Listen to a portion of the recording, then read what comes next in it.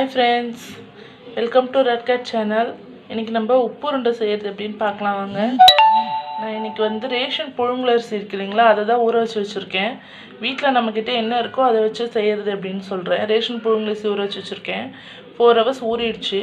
இப்போ இதை ஃபஸ்ட்டு நல்லா இதை கொஞ்சம் குறைன்னு வர அளவுக்கு பேஸ்ட் பண்ணி எடுத்துக்கலாம். நல்லா அரைச்சிட்டு இதுக்கு தேவையான பொருள் வந்து கடுகு, கடலைப்பருப்பு, உளுத்தம்பருப்பு, கருவேப்பிலை, காஞ்ச மிளகா, எண்ணெய், பெருங்காயத்தூள், அவ்வளோதாங்க. இதை வச்சு நம்ம வீட்டில் இருக்கிறத வச்சு செஞ்சிடலாம் ஈஸியாக ஈவினிங்கில் குழந்தைங்களுக்கு. இப்போ இதை ஃபஸ்ட்டு இதை அரைச்சிட்டு வந்துடுறேன். பாருங்கள், இப்போ நம்ம நல்லா அரைச்சி எடுத்துருக்கோம். இந்த மாதிரி இந்த குறைப்புக்கு இந்த தண்ணி பதத்தில் அரைச்சி எடுத்துக்கோங்க. அப்போ தான் நம்ம தவாவில் ஊற்றி கிண்டும் போது கரெக்டாக வந்துடும். இதுலேயே இதுக்கு தேவையான அளவு உப்பு போட்டுக்கோங்க.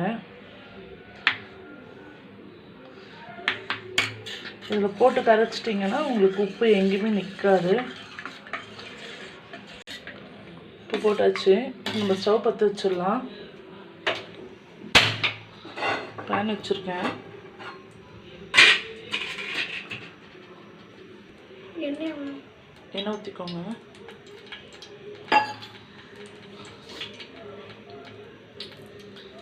எண்ணெய் காயட்டும். காஞ்ச மிளகா போட்டுக்கோங்க. இப்போ நம்ம எடுத்து வச்சுருக்க அந்த சிம்மிலே வச்சுக்கோங்க, நல்லா வதங்கட்டும். இந்த எடுத்து வச்சுருக்க கறி லீஃபு, கடலைப்பருப்பு, உளுத்தம் பருப்பு, கடுகு எல்லாத்தையும் போட்டுருங்க.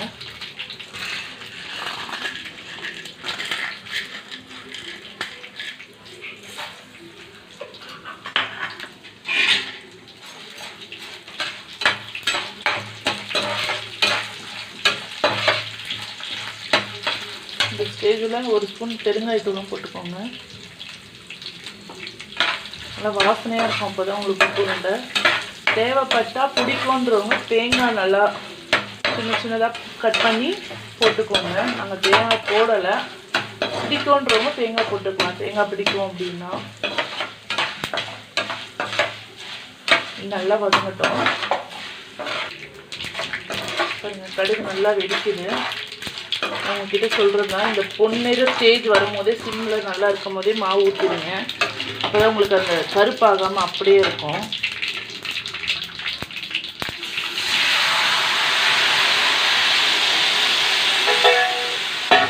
மாவு விட்டு நல்லா கலந்துடுங்க.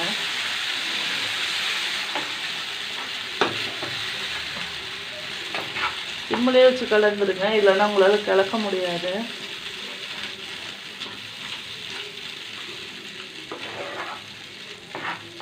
நல்லா சுருண்டு வரும், பால் மாதிரி வரும். அப்போ நிறுத்திக்கலாம். பாருங்க எப்படி சுருண்டு வந்துருச்சு பாருங்க. அந்த மாவு இப்படி வரும்போது ஆஃப் பண்ணிக்கோங்க. ஆஃப் பண்ணி எடுத்துட்டு இட்லி குண்டால் உங்களுக்கு எந்த சைஸில் உருண்டை வேணுமோ பிடிச்சி வச்சு நம்ம இட்லி அவிக்கிற மாதிரி வச்சு அவிச்சு எடுத்துடலாம். உப்பு உருண்டை ரெடி ஆகிடும். கொஞ்சம் நேரம் ஆறட்டும். பாருங்க, இப்படி சூடாக தான் இருக்கும். லைட்டாக தண்ணி தொட்டு இப்படி உருண்டை பிடிச்சிட்டிங்கன்னா இப்படி வச்சுடுங்க. இப்படி எல்லா உருண்டையும் பிடிச்சி வச்சுட்டிங்கன்னா வேக வச்சு எடுத்துடலாம்.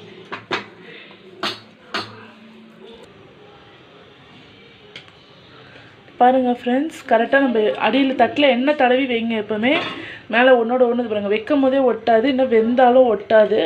ஃபுல்லாக வச்சுருக்கேன். இப்போ நல்லா மூடி வச்சிடலாம். கரெக்டாக 10 நிமிஷம் வெந்துடும் ஃப்ரெண்ட்ஸ்.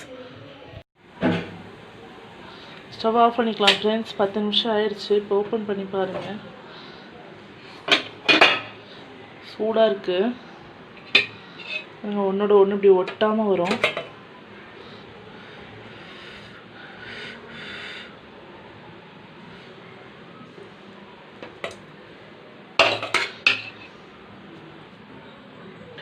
பாருங்கள் எப்படி ஆவி பறக்குது பாருங்கள். உருண்டை நம்மளுடைய நம்மளோட உப்பு உருண்டை ரெடி ஆயிடுச்சு. எல்லோரும் பச்சரிசியில் பண்ணுவாங்க ஃப்ரெண்ட்ஸ். நான் புழுங்கல் அரிசியில் பண்ணி காமிச்சிருக்கேன். எதுக்குன்னா வீட்டில் என்ன இருக்கோ நீங்கள் அதை வச்சு செய்யறதுக்காக தான். இங்கே பாருங்கள் எவ்வளோ சாஃப்டாக வருது பாருங்கள். டேஸ்ட்டும் நல்லாயிருக்கும் ஃப்ரெண்ட்ஸ். பச்சரிசியை விட இது புழுங்கல் அரிசி இன்னும் டேஸ்ட் நல்லாயிருக்கும். சூடாக இருக்குது பாருங்கள், நல்லாயிருக்கும் ஃப்ரெண்ட்ஸ். சாப்பிட்டு பாருங்கள். சாப்பிட்டு பார்த்துட்டு எனக்கு கமெண்ட்டில் சொல்லுங்கள் ஃப்ரெண்ட்ஸ். லைக் பண்ணுங்கள், ஷேர் பண்ணுங்கள், கமெண்ட் பண்ணுங்கள், சப்ஸ்கிரைப் பண்ணுங்கள். மறக்காமல் அந்த பக்கத்தில் இருக்க பெல் ஐக்கானை ப்ரெஸ் பண்ணிடுங்க ஃப்ரெண்ட்ஸ்.